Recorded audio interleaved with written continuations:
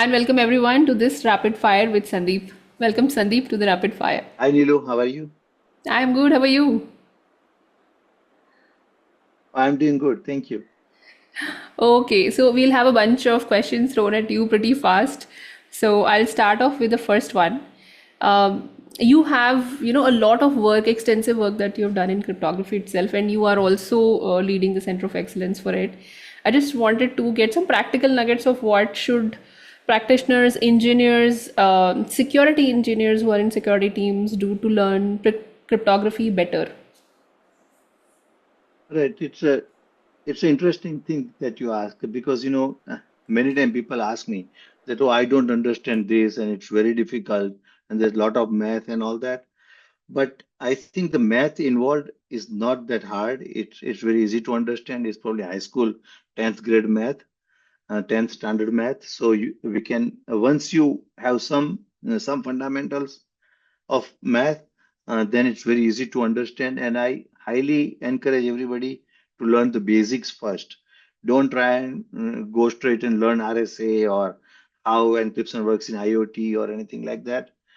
Try to understand the basic ideas, like how the keys are uh, uh, designed and what they can do. Like the basic information, like uh, asymmetric key or the symmetric key, hashing, integrity check, and all that, right? So those are the basic things you want to understand first. Make sure you really uh, absorb the information, and then I recommend you go one step up to learn the how to use that. Yeah, that's I think we keep coming back to that every time, you keep going forward. So basics are first. Yeah. But it's one thing to learn cryptography and another thing to have a patent. So my next question was, since you have a patent in cryptography and cryptography based anti-theft algorithm that you came up with, how was this process for you, first of all? And what would you advise other security researchers who are in similar space but maybe are not aware, or is there a specific process by which we can go and also keep thinking of what is new that we are bringing to the table and the process of having the patent and stuff? Right. So, yeah, it's very interesting again because, when we started the whole idea, right, the design and everything, we did not really think that we will have patent on this and all that, right? But after we were done, we were talking one day and, hey, like anybody else has done this or not, so let's check. And we try to check, and we did not know what to do.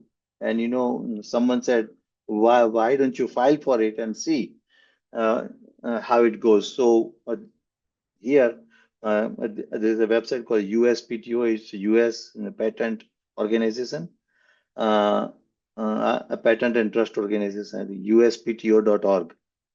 So you go there, you file the patent, and they actually do the search that anything has been issued already like this or not, and things like that.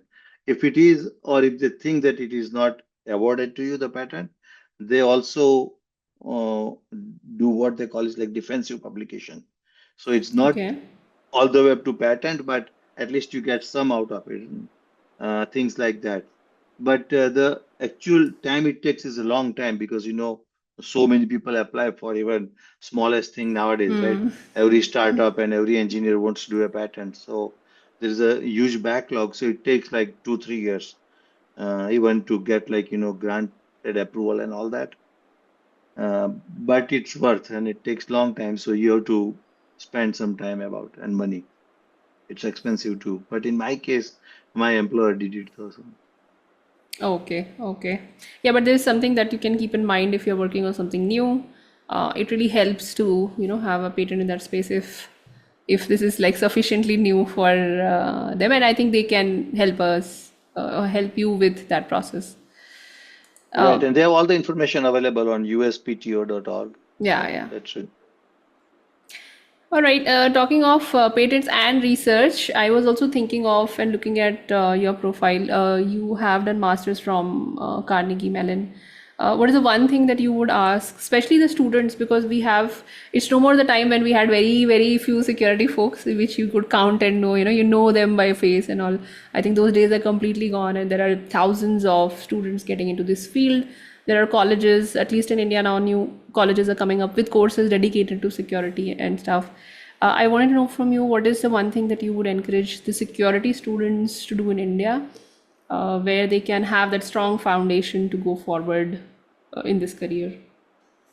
Yeah, it's an important thing because when I went to school, like you said, right? When I went to school, we did not have any dedicated courses in cryptography or security, right? We actually had to learn IT in general, and it's what I did, right? MSIT.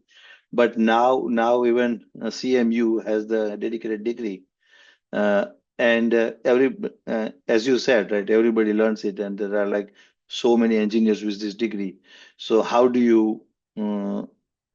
you make sure that you sat apart from the bunch, right? And one of the things that I highly encourage everybody to do is to get the hands-on experience, right? So even if you work part-time or do some internship and things like that would really help because what you learn in school, in class, in labs is different than actual the way you implement and you use every day, right? So um, yeah, the engineering is not engineering anymore. I think we have learned from medical schools, right? That after they do their degree MBBS, they do internship, and I think we need to do that in engineering too. And it does help, right? I I think it is the one thing everyone must do while they go to school, so they can understand, right, the theory that we are learning in class, how it is being applied. So practical Yeah, experiences I recommend. is key. I think it's also, I'm seeing a lot of the trends changing though. I see that some of them are in extreme manner, not doing internship at all, to some who are doing multiple internships, to some who don't want to do it in India and want to go out and do it. But at the end of the day, the idea is that you're practically able to apply, and if possible, even be creative about stuff in your internship, so you get those kind of opportunities where you can also think and apply things and maybe create something new if possible. Right. So thanks, that was great advice. And lastly, I think you also have a book.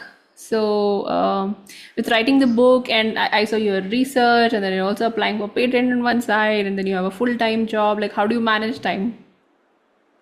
Oh, I don't. I'm always out of time. I'm always out of time. But yeah, I mean, a book actually took me a lot of time. Took, I mean, almost a year plus.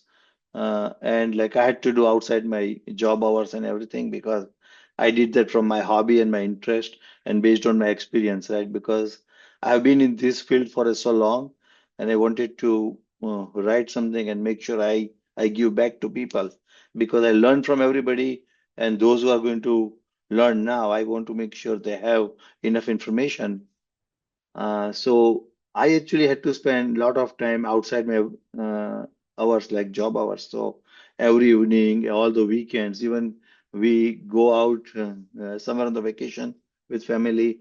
I have my laptop on, and when everybody's sleeping, I'm trying to type page or two and things like that. So yes, it takes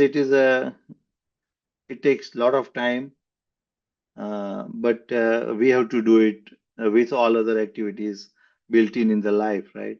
We have to manage the time. But my best times were when everybody go to sleep. I spend time to write and do late Yeah, night. that's a common theme that I'm seeing whenever I ask this Yeah, question, which I ask very few times because some of our guests are very, very, productive and of course creative, and they're doing a lot of things. great. It makes sense to ask this question, and everybody's, taking out time and trying to make time for this, which is great and Mhm. quite inspirational, Sandeep. So thanks for being on the rapid fire today with us. And yeah, how did you like it? Oh, I enjoyed, and I really thank you for having me on the round, and I enjoyed it. Thank you. Yeah, thanks. Thanks everyone for joining us in the rapid fire today. We'll see you all in the next episode. Bye bye.